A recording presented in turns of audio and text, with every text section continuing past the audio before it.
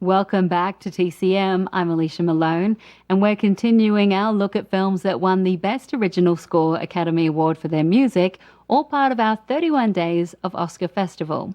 Next is an Alfred Hitchcock thriller with a score that featured an instrument called a theremin. From 1945, it's Spellbound.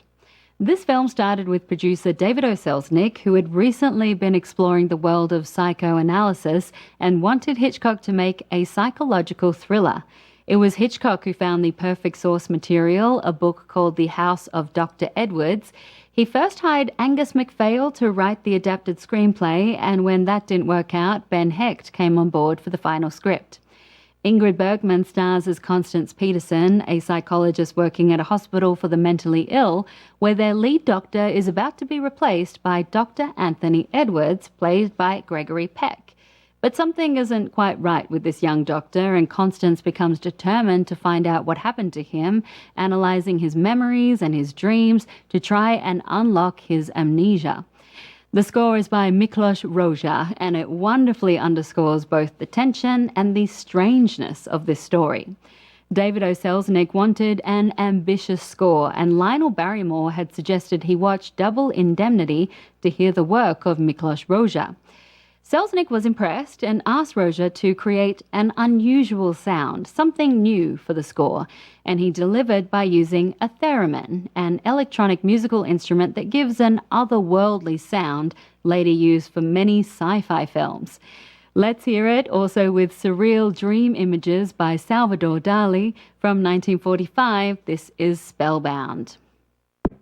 Well, the Academy was certainly spellbound by that music score by Miklos Rozsa, who used an electronic musical instrument called a theremin to create an unusual sound.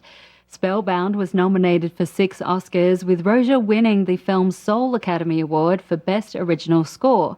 And he actually won against himself. Rozsa's score for Billy Wilder's The Lost Weekend was also nominated that year, and for that score he'd also used the theremin.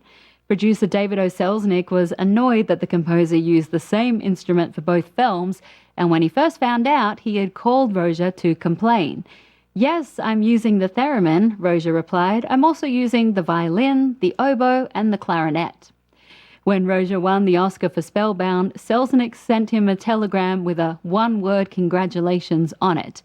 Though Selznick was pleased that Rozsa had pioneered the practice of selling movie soundtracks, which the composer had begun on the film The Jungle Book, Selznick did the same for Spellbound and made extra profit. Keep watching TCM, because coming up next is a 1942 Bette Davis romantic drama featuring an Oscar-winning score by Max Steiner. Back soon. Next on TCM, Now Voyager. Then a little romance. And later, Lily. TCM pulls the strings tonight.